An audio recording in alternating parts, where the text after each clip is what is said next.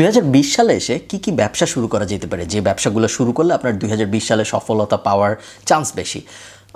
ব্যবসা আসলে 2019 সালে যেগুলো শুরু করলে সফল হওয়ার চান্স থাকতো, 2020 সালেও মোটামুটি সেগুলো শুরু করলেই সফল হওয়ার চান্স থাকবে। কারণ এমন কোনো পরিবর্তন এসে যায় নাই 2019 থেকে 2020-এর মধ্যে, যেই কারণে 2019-এ যেই ব্যবসাগুলো করে অনেক মানুষ অনেক ভালো করতে পারছিল, তারা 2020 সালে এসে আর অনেক ভালো করতে পারবে না, এরকম খুব একটা হয় নাই। তারপরেও বিভিন্ন সময় আমি বিভিন্ন ব্যবসার কথা ভাবি, যেগুলো অবশ্যই আমি করতে পারি না, কারণ অলরেডি ডুইং অনেক কিছু।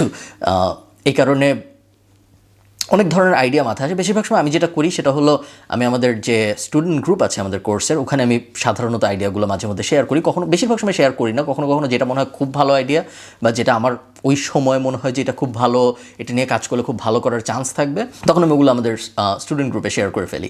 যাই হোক, ওরকম আইডিয়া নিয়ে আজকে কথা বলবো ভাবলাম আমি এই ভিডিওতে, যে 2020 সালে এসে বা জাস্ট ইগনোর দ্য ইয়ার, মোটামুটি এই সময়ে, এই সমসাময়িক অবস্থায় কীরকম ব্যবসা শুরু করলে ভালো করা যেতে পারে বলে আমার মনে হয়। এবং এই মোটামুটিভাবে অনলাইন সেন্ট্রিক, আমি যেহেতু অনলাইনের মানুষ, আমি যেহেতু অনলাইন মার্কেটিং নিয়ে কাজকর্ম করি, এই কারণে আমার, যদিও অফলাইনের ব্যবসা এমন কোনো জটিল ব্যাপার না, মানে আমি জটিল ব্যাপার, বাট এমন না যে আমরা ব্যাখ্যা করতে পারবো না বা আমরা আলোচনা করতে পারবো না। তারপরেও অফলাইনের ব্যবসাগুলো যেরকম, যেমন ধরেন একটা দোকান দেওয়া, এমন কিছু যেটা একটা অফলাইনের লজিস্টিক্স খুব বেশি পরিমাণে দরকার হয়, ওরকম ব্যবসাগুলো নিয়ে আমরা কথাবার্তা বলবো না।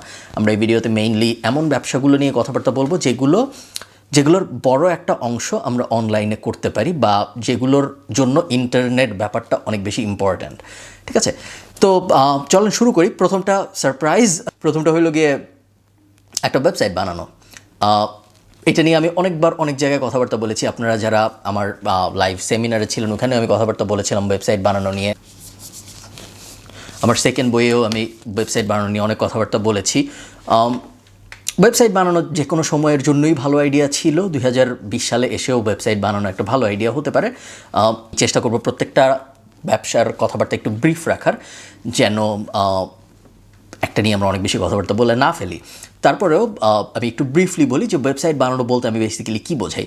ওয়েবসাইট বানানো বলতে আমি বেসিক্যালি বোঝাই যে আপনার পছন্দের যে কোনো টপিকে আপনি একটা ওয়েবসাইট বানাবেন, সেই ওয়েবসাইটে আপনার পছন্দের সেই টপিকটা নিয়ে কথাবার্তা বলবেন। তারপর ইভেনচুয়ালি মানুষ আসবে আপনার সেই, কারণ আপনার যে টপিকে ইন্টারেস্ট, সেই টপিকে আরও মানুষের ইন্টারেস্ট আছে, এই কারণে সেই মানুষগুলো আপনার ওয়েবসাইটে আসবে। তারপর আপনি ডিসাইড করবেন সেই মানুষগুলো যে আপনার ওয়েবসাইটে আসছে, এরপর সেই মানুষগুলোকে কীভাবে মনিটাইজ করা যায়। আমরা একটা উদাহরণ দিই, ধরেন একটা র্যান্ডম উদাহরণ, আমার ঘর ঝাড়ু দিতে ভালো লাগে, কথার কথা। আমি যেটা করতে পারি, আমি হাউস ক্লিনিং নিয়ে একটা ওয়েবসাইট বানাতে পারি। হাউস ক্লিনিং নিয়ে একটা ওয়েবসাইট বানানোর পরে হাউস ক্লিনিংয়ের আশয় নিয়ে আমি আমার ওয়েবসাইটে কথাবার্তা বলতে পারি। হাউস ক্লিনিং কীভাবে করলে ভালো হয়, দেয়াল আগে ক্লিন করা উচিত না ফ্লোর আগে ক্লিন করা উচিত না উল্টা, কোন কোন প্রোডাক্ট ইউজ করা উচিত ক্লিন করতে, ক্লিন নিজে করা উচিত না কাউকে হায়ার করা উচিত, কাউকে হায়ার করলে কী লাভ, হাবি জাবি যা কিছু আছে। আপনি আপনার ঝাড়ু দিতে ভালো লাগে, সো আপনি আমার থেকে ভালো জানবেন যে কী টপিক আসলে ভালো, কী টপিক নিয়ে কথা বলে আপনার মতোই অন্য ধরনের কথার কথা আমার মার্কেটিং ভালো লাগে। সো আমি যদি অন্য একজনের সাথে কথাবার্তা বলি, আমি কথাবার্তা বলতে যাই, আমার একটা আইডিয়া আছে যে আমি মার্কেটিংয়ের কী নিয়ে কথা বললে ওই মানুষটাও অনেক বেশি আগ্রহ পাবে। একইভাবে আপনি যেহেতু ক্লিনিংয়ের ব্যাপারে একজন এক্সপার্ট, আমি জাস্ট এক্সাম্পল হিসেবে বলছি, আমি বলছি না যে আপনি ক্লিনিংয়ের ব্যাপারে এক্সপার্ট, আপনি যেহেতু ক্লিনিংয়ের ব্যাপারে এক্সপার্ট, সো পোটেনশিয়ালি আপনি জানবেন যে কোন ব্যাপারগুলো নিয়ে কথা বললে আরও অন্যান্য মানুষজন আগ্রহী হইতে পারে ওই টপিকে। সো আপনি সেগুলো নিয়ে আপনার ওয়েবসাইটে কথাবার্তা বলেন। পারলে আপনি একটা ইউটিউব চ্যানেলও শুরু করেন আপনার ওয়েবসাইটের সাথে সাথে, পারলে আপনি একটা পডকাস্টও শুরু করেন আপনার ওয়েবসাইট এবং ইউটিউব চ্যানেলের সাথে সাথে। করার পরে যেটা হবে সেটা হলো, মানুষ যারা আপনার ওয়েবসাইটের টপিকের ব্যাপারে ইন্টারেস্টেড, যারা হাউস ক্লিনিংয়ের ব্যাপারে ইন্টারেস্টেড, তারা আপনার ওয়েবসাইটে আসা শুরু করবে। এখন মানুষ যেহেতু আপনার ওয়েবসাইটে আসছে, আপনার কী হইলো, আপনি একটা মানুষের অ্যাটেনশন গ্র্যাব করার মতো একটা জিনিস আপনি বানিয়ে ফেললেন। সো আপনার কাছে এখন একটা ওয়েবসাইট আছে যেইখানে মানুষের অ্যাটেনশন আছে, যেসব মানুষ ক্লিনিং নিয়ে চিন্তাভাবনা করছে তারা আপনার ওয়েবসাইটে আসছে, তাই না? এখন আপনি চিন্তা করতে পারেন এই মানুষগুলা থেকে আমি কীভাবে আয় করতে পারবো। হতে পারে আমি ক্লিনিং নিয়ে একটা ছোট বই লিখলাম, ইবুক, তারপর সেই বইটা আমি $10 বিক্রি করা শুরু করলাম। হইতে পারে আমি ক্লিনিংয়ের কিছু প্রোডাক্টের রেফারেল লিঙ্ক দিয়ে কমিশন পাওয়ার চেষ্টা করলাম অ্যামাজন অ্যাফিলিয়েট মার্কেটিং থেকে, বা অন্য কোনো অ্যাফিলিয়েট কমিশন দেয় যেরকম কোম্পানি আছে তাদের কারো কাছ থেকে। হতে পারে আমি আমেরিকার 50টা হাউস ক্লিনিং কোম্পানিকে ফোন দিলাম বা ইমেল করলাম, ইমেল করে বললাম যে আমার একটা হাউস ক্লিনিং রিলেটেড ওয়েবসাইট আছে, আমার ওয়েবসাইটে প্রত্যেক দিন 500 মানুষ আসে, তার মধ্যে 20 জন প্রত্যেক দিন আমার ওয়েবসাইটে ইমেল অপটিন দেওয়ার যে জায়গাটা আছে ওখানে ইমেল সাবমিট করে, তোমরা কি ইন্টারেস্টেড নাকি এই ইমেলগুলো পেতে? যদি ইন্টারেস্টেড থাকো আমাকে প্রত্যেক ইমেলের জন্য $10 দিবা, কথার কথা। ওটা আরেকটা উপায় হইতে পারে। আমি চায়নার একটা ম্যানুফ্যাকচারের সাথে কথা বলতে পারি যে আমি একটা বিশেষ ধরনের ঝাড়ু বানাবো, যেই ঝাড়ুটা আমার মতে খুবই ভালো হবে এবং ওই ঝাড়ু দিয়ে বাসা ক্লিন করা খুব সুবিধা হবে, এবং তারা আমাকে বলতে পারে যে ঠিক আছে তুমি বানাও, তোমার যেহেতু ওয়েবসাইট আছে তুমি মার্কেটিং হ্যান্ডেল করবা, আমরা প্রোডাকশন হ্যান্ডেল করব। এরপর আমি সেই কোম্পানির সাথে বা সেই মানুষের সাথে একটা জয়েন্ট ভেঞ্চারে যে নিজের প্রোডাক্ট শুরু করতে পারি। অনেকভাবেই আপনি যখন আপনার এমন একটা জিনিস আছে যেটা অ্যাটেনশন আসে মানুষের, সো আপনার একটা ওয়েবসাইট আছে যেটা মানুষ আসছে, আপনার একটা ভিডিও আছে যেটা মানুষ দেখছে, আপনার একটা পডকাস্ট আছে যেটা মানুষ শুনছে, বেসিক্যালি আপনার অ্যাটেনশন পাওয়া যায় এরকম জিনিস যখন আছে, সেই অ্যাটেনশন মানুষ যখন দিবে সেই অ্যাটেনশনটাকে আপনি ডিফারেন্ট ওয়েতে মনিটাইজ করতে পারেন। এগুলো কয়েকটা ওয়ে আমি বললাম, এছাড়াও আরও হাজারো রকম উপায় হতে পারে যেভাবে আপনি আপনার ওয়েবসাইটটাকে মনিটাইজ করতে পারেন এবং আপনার ওয়েবসাইটটাকেই একটা ব্যবসায় পরিণত করতে পারেন। ভালো দিক কি, একা একা আপনি করতে পারছেন, তেমন কারো হিসাব দরকার হচ্ছে না, কারোর সাথে কথাবার্তা বলতে হচ্ছে না, কারোর সাথে গভীর ঝামেলায় যেতে হচ্ছে না, আরাম করে মোটামুটি করা যাচ্ছে। খারাপ ব্যাপার হলো রিকোয়ার্স অনেক সময়, অনেক ইনভেস্টমেন্ট এবং মোটামুটি এক ধরনের মার্কেটিং নলেজও বলা যায় থাকার প্রয়োজন হয়, যে কেউ হঠাৎ করেই সোমবার ঠিক করে না যে আমি এখন একটা ওয়েবসাইট বানাই, একটা ওয়েবসাইট বানানোর ব্যবসায় ঢুকে যাব। সো সময় দরকার হয়, ইনভেস্টমেন্ট দরকার হয়, বোথ মনিটারি এবং সময়ের দিক থেকে দুইভাবে ইনভেস্টমেন্ট দরকার হয়। সো সবার জন্য হয়তো ওইভাবে চিন্তা করলে ভালো ব্যাপার হয় না, বাট আমার মতে এখনও ওয়েবসাইট বানানো সবচেয়ে ভালো একটা ব্যবসা শুরু করার উপায়। ওকে, সেকেন্ডটা কি? সেকেন্ড আমরা যেটা নিয়ে কথা বলবো সেটা হলো কি, সেটা আমি বেশ কিছুদিন ধরেই ভেবেছিলাম যে এরকম কিছু আমি করবো নাকি, এরকম কিছু করলে কি ভালো হবে নাকি, পরে আর করা হয়নি। সো আমি আপনাদের বলে দিচ্ছি, আপনারা চাইলে করতে পারেন। আমি ভাবছিলাম আমি একটা মার্কেট প্লেস বানাবো, যেই মার্কেট প্লেস মানে হলো গিয়ে যেখানে যে আমরা কিছু কিনি, যেমন আপওয়ার্ক বা fiverr.com বা বাংলাদেশি মার্কেট প্লেস, যা আমার এই মুহূর্তে মনে পড়ছে না Bangladeshi market, basically market place কি আপনারা জানেন, রাইট? সো আমি ভাবছিলাম আমি এরকম একটা মার্কেট প্লেস বানাবো যেইখানে ব্যাচেলর বা ব্যাচেলরের জুনিয়র লেভেলের স্টুডেন্টরা, সো স্কুলের, কলেজের এবং ব্যাচেলর লেভেলে যারা পড়ছে এই 3 স্টুডেন্টরা মাস্টার্স লেভেলের স্টুডেন্টদের সাথে কানেক্টেড হতে পারবে এবং কানেক্টেড হয়ে মাস্টার্স যারা করেছে তাদের কাছ থেকে হেল্প নিতে পারবে নিজেদের মাস্টার্স কীভাবে প্ল্যান করা উচিত সেই বিষয়ে। আপনারা জানেন যে হায়ার স্টাডিজ একটা খুব বড় ইন্ডাস্ট্রি। হায়ার স্টাডিজ নিয়ে বিভিন্ন ধরনের হায়ার স্টাডিজের বিভিন্ন সাব ডিভিশন আছে, যেমন ধরেন টেস্ট প্রিপারেশন, যেরকম জিআরই, IELTS, GMAT, এগুলোর আলাদা আলাদা বড় বড় ইন্ডাস্ট্রি আছে। এছাড়াও হায়ার স্টাডি রিলেটেড কোচিং নিয়ে এর বিশাল একটা ইন্ডাস্ট্রি আছে পুরো দুনিয়ায়, স্পেশালি এশিয়াতে বেশি, বাট মোটামুটি পুরো দুনিয়াতেই আছে। ইউরোপ এবং নর্থ আমেরিকা একটু কম, চায়নায় আবার higher studies related education, China, Japan, ওই রিজিয়নে আবার অনেক বেশি। এনিওয়ে, সো আমার প্ল্যান হলো আমি একটা মার্কেট প্লেস বানাবো। সেই মার্কেট প্লেসের কাজ হবে, সেই মার্কেট প্লেসে basically it's a 2-sided market place. So market প্লেসে যারা হায়ার স্টাডিজে যেতে আগ্রহী তারাও রেজিস্ট্রেশন করবে, এবং যারা অলরেডি হায়ার স্টাডিজ শেষ করেছে, মাস্টার্স করেছে বিদেশ থেকে, তাদেরও প্রোফাইল থাকবে। তাদের একটা নিয়ম থাকবে যে আমার কনসালটেশন নিতে হইলে তোমার প্রত্যেক ঘন্টায় 2000 টাকা দিতে হবে, কথার কথা। এরকম মানে এটা যে সেট আপ করবে। সো ধরেন কথার কথা আমি আয়ারল্যান্ডে মাস্টার্স করেছি, সো আমি মোটামুটিভাবে ভালোই জানি আয়ারল্যান্ডে মাস্টার্স করতে হলে কী করা লাগে, কীভাবে অ্যাপ্লাই করতে হয়, কীভাবে অ্যাপ্লাই করলে ভালো হয়, কীভাবে অ্যাপ্লাই না করলে ভালো হয়, কোন ইউনিভার্সিটিতে যাওয়া উচিত, কোনটায় যাওয়া উচিত না, এরকম বিভিন্ন ব্যাপার স্যাপার বিষয়ে আমার বেশ ভালো জ্ঞান আছে। আমি যেটা করতে পারি, আমি আপনার ওই ওয়েবসাইটে, আপনার ওই মার্কেট প্লেসে প্রোফাইল খুলে বলবো যে আমি খালিদ ফারহান, আমি আয়ারল্যান্ডে মাস্টার্স করেছি, এই হলো আমার মাস্টার্স করার প্রমাণ, এভিডেন্স, এবং আমার প্রত্যেক ঘন্টার কনসালটেশন ফি 2000 টাকা, কথার কথা, বা 5000 টাকা।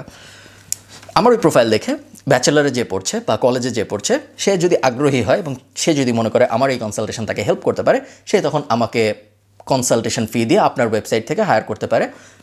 আমার চার্জ ছিল 2000 টাকা, কথার কথা। আপনি হয়তো একটা 20% বা 30% কেটে নেবেন এবং আপনি পুরো ব্যাপারটা হ্যান্ডেল করবেন কীভাবে ওই ব্যাচেলার স্টুডেন্টের কাছ থেকে আমার কাছ পর্যন্ত টাকাটা আসবে। সো এটাই বেসিক্যালি মার্কেট প্লেসের কাজ। সো আমার মনে হয়েছিল এরকম একটা মার্কেট প্লেস বেশ ভালো করতে পারবে, পরে আমি এটা নিয়ে কিছু করিনি। সো আপনারা যদি কেউ আগ্রহী থাকেন, আমার মনে হয় এটা একটা ভালো সময় মার্কেট প্লেস নিয়ে কাজকর্ম করার। ইভেনচুয়ালি আপনি যেটা করতে পারেন সেটা হলো আপনি আপনার মার্কেট প্লেসটা বড় কাউকে, যেমন সাইফোর্স বা মেন্টরস বা আরও যারা বড় আছে তাদের কারো কাছে বিক্রি করে দিতে পারেন। ওভাবে আপনি এক্সিট নিতে পারেন আপনার এই বিজনেসটা থেকে। আর যদি এক্সিট নেওয়ার ইচ্ছা না থাকে তাহলে তো আপনি সারা জীবন করেই যেতে পারেন, তাতে কোনো সমস্যা নেই। থার্ড যে আইডিয়াটা নিয়ে আমি ভাবছিলাম সেটা হইল গিয়ে ডায়েট ফুড ডেলিভারি। একটু কমপ্লিকেটেড লাগতে পারে, আমি হয়তো বোঝাতে পারিনি প্রথমবার ভালো মতো। ব্যাপারটা যেটা সেটা হলো গিয়ে, আপনি জানেন আপনারা কয়জন থ্রাইভ মার্কেটের সাথে পরিচিত? থ্রাইভ মার্কেটের বেসিক্যালি কনসেপ্টটা হইল গিয়ে এইটা, ধরেন আপনি একটা স্পেসিফিক ডায়েট পালন করেন আপনার জীবনে। কিটোজেনিক ডায়েট হইতে পারে, ইন্টারমিটেন্ট ফাস্টিং হইতে পারে, আপনি হয়তো শুধু প্ল্যান্ট খান, ভেজিটেরিয়ান বা ভিগান হইতে পারে, আপনি শুধু মিট খান, এরকমও ডায়েট কিন্তু আছে, কার্নিভোরাস বলে মনে হয় ডায়েটটাকে, বা কেভম্যান ডায়েট বলে সম্ভবত এটাকে। যাই হোক, বিভিন্ন ধরনের ডায়েট আছে পৃথিবীতে, এবং প্রতিনিয়তই মানুষ আরও হেলথ সচেতন হচ্ছে, স্বাস্থ্য সচেতন হচ্ছে। আপনি যেটা করতে পারেন, আপনি একটা ওয়েবসাইট বানাতে পারেন, যেই ওয়েবসাইট কিউরেটেড ফুড ডেলিভারি করবে মানুষের বাসায়। সো কী করবে, আপনার ওয়েবসাইটে ধরেন কথার কথা আমি কিটোজেনিক ডায়েট করতে চাই, বা আমি কিটোজেনিক ডায়েটে আগ্রহী। আমার জন্য এখন দোকানে যেয়ে কিটোজেনিক ডায়েট করলে কী খাওয়া যায় কী খাওয়া যায় না, যা খাওয়া যায় তা আমার আবার 10টা দোকান থেকে খুঁজে বের করতে হবে। কারণ দেখা যাবে এই দোকানে বাদাম পাওয়া গেলে এই দোকানে গরুর মাংস পাওয়া যায় না, ওই দোকানে গরুর মাংস পাওয়া গেলে ওই দোকানে বাদাম পাওয়া যায় না, বা হাই ফ্যাটের অন্য কিছু পাওয়া যায় না, যা যা আমার কিটোজেনিক ডায়েটে লাগে আর কি। সো আপনার ওয়েবসাইট যেটা করবে, আপনার ওয়েবসাইট একটা কিউরেটেড মার্কেট প্লেস, যেখানে আমি যে বলবো যে আমি কিটোজেনিক ডায়েট করি, ওটা ক্লিক করার সাথে সাথে আপনার ওয়েবসাইট আমাকে 6টা মিল প্ল্যানের অপশন দেখাবে, যে তুমি আমার কাছ থেকে এই মিলটা নাও, আমি তোমাকে মাসে 2বার ডেলিভারি দিব, 15 দিন পর পর আমি তোমার বাসায় একটা বিশাল বক্স পাঠাবো, যে বক্সে সব আগামী 15 দিনের খাবার থাকবে। অথবা আমাকে অন্য একটা অপশন থাকবে, তুমি বক্স এ নিতে পারো, অথবা তুমি বক্স বি নিতে পারো। বক্স এর ইনগ্রিডিয়েন্ট, বক্স এ নিলে তুমি এই পাবা, এত কেজি মাংস পাবা, এতগুলা বাদাম পাবা, এতগুলা ক্রিম পাবা, হাবি যাবে ওই ডায়েটের উপর নির্ভর করে কী কী পাবে না পাবে। বক্স বিতে অন্যরকম ইনগ্রিডিয়েন্ট বা অন্যরকম খাদ্যদ্রব্য থাকবে। এটি বেসিক্যালি আইডিয়া। সো ধরেন 50 রকমের ডায়েট আছে বা 100 রকমের ডায়েট আছে, আপনার অবশ্যই কোনো একজন নিউট্রিশন এক্সপার্ট বা জিম টিমে যায় এমন মানুষজনের সাথে কথাবার্তা বলতে হবে এই বিষয় শুরু করার আগে। আপনি তাদের সাথে কথাবার্তা বলে ওই 50 রকমের ডায়েট নিয়ে আপনার ওয়েবসাইটে শুরু করলেন এই ব্যাপারটা। মানুষ যখন আগ্রহী হবে কোনো একটা ডায়েট নিয়ে কাজকর্ম করতে, সে আপনার ওয়েবসাইটে যাবে, আপনার ওয়েবসাইটে যে ওরকম একটা বক্স সিলেক্ট করবে, বক্স সিলেক্ট করে বলবে আমাকে প্রত্যেক 15 দিন পর পর একটা পাঠাবা। তো আপনি ওরকম 15 দিন পর পর একটা বক্স তাদের বাসায় হোম ডেলিভারি করে দিবেন। আপনি আপনার মতো করে দাম ঠিক করবেন। আমি দামটা নিয়ে কথাবার্তা বলছি না, কারণ আমি তো আর জানি না যে আপনার প্রথমে দেখতে হবে আপনার কী কী দিচ্ছেন আপনি, তারপর সেগুলোর দাম কত, তারপর তার সাথে আপনার লজিস্টিক এবং প্রফিট অ্যাড করতে হবে, তার সাথে মার্কেটিং কস্ট অ্যাড করতে হবে, তারপর আপনি ঠিক করবেন যে আপনার এন্ড প্রাইস কত হবে। এরকম একটা জিনিস আমরা একসময় করার কথা ভেবেছিলাম, বা এক্স্যাক্টলি ভাবিনি আসলে, থট প্রসেসে ভেবেছি বলা যায়, তো থট এক্সপেরিমেন্ট। বাট আমার যদি অনেক সময় এবং রিসোর্স থাকতো, আমি যেহেতু অনেক কিছু নিয়ে অনেক ব্যস্ত, বাট ওই ব্যস্ততাগুলো যদি না থাকতো তাহলে আমি অবশ্যই এগুলো নিয়ে কাজকর্ম করতাম, এটা আমি বলতে পারি।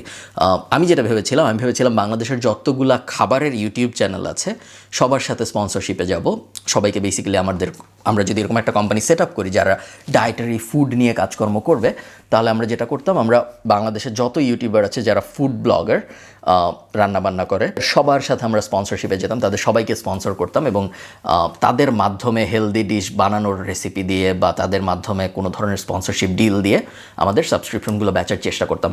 ভালো দিক কি? ভালো দিক হলো যে ডায়েটে যাচ্ছে সে প্রত্যেক 15 দিন পর পর আপনার কাছ থেকে একটা করে খাবারের বাক্স ডেলিভারি পাচ্ছে, বা প্রত্যেক 7 দিন পরপরও হইতে পারে, বা প্রত্যেক দিনও হইতে পারে, আমি ঠিক জানি না। আপনি ডিসাইড করবেন ব্যাপারটা কীরকম হবে আপনার ওই বিজনেসের ব্যাপারে রিসার্চ এবং হাবিজাবি স্টাডি করে। ভালো ব্যাপার যেটা, সেটা হলো গিয়ে রিকারিং সাবস্ক্রিপশন। আপনার প্রত্যেক 15 দিন পর পর টাকা আসছে, আপনি জানেন যে আপনার পরের মাসের রেভিনিউ কীরকম হবে, আপনি জানেন আপনার তার পরের মাসের রেভিনিউ কীরকম হবে, কারণ যে ডায়েটে যাচ্ছে সে ইটস ভেরি আনলাইকলি যে এত কষ্ট করে আপনার ওয়েবসাইট থেকে একটা ডায়েট সিলেক্ট করে প্রত্যেক 15 দিন পর পর ডেলিভারি নিচ্ছে, সে 15 দিন পর আর নিবে না। সো সে হয়তো 2-3 মাস বা 4 মাস কন্টিনিউ করবে। সো আপনার একটা ভালো রিকারিং রেভিনিউ আসবে। এটা একটা ভালো আইডিয়া, সেই আইডিয়া আপনি ইমপ্লিমেন্ট করতে পারেন। আমার মতে এই ব্যবসাটা ভালো চলবে বাংলাদেশে, কারণ যত একটা দেশ উন্নত হয় তত সেই দেশের হেলথের উপর ফোকাস আস্তে আস্তে বাড়ে। এবং আপনি দেখবেন, আপনি যদি নিজে একটু চিন্তা ভাবনা করেন, আপনার আশপাশের বন্ধুদের দিকে তাকান, আপনি দেখবেন যে গত 15 বছর আগে বা গত 10 বছর আগে আপনার বাবার সময় বা আপনার নানার সময় বা আপনার দাদার সময়ে যত মানুষ জিমে যেত, তার থেকে এখন অনেক বেশি মানুষ জিমে যায়, তাই না? কেন যায়? তার কারণ হলো যত আমাদের সোসাইটাল ডেভেলপমেন্ট বাড়ে, তত হেলথ এনথুজিয়াজম বাড়ে, সো মানুষ আরও স্বাস্থ্য সচেতন হয়। এবং আমার এ কারণে মনে হয় যে ব্যবসাটাও বাংলাদেশে ভালো করবে।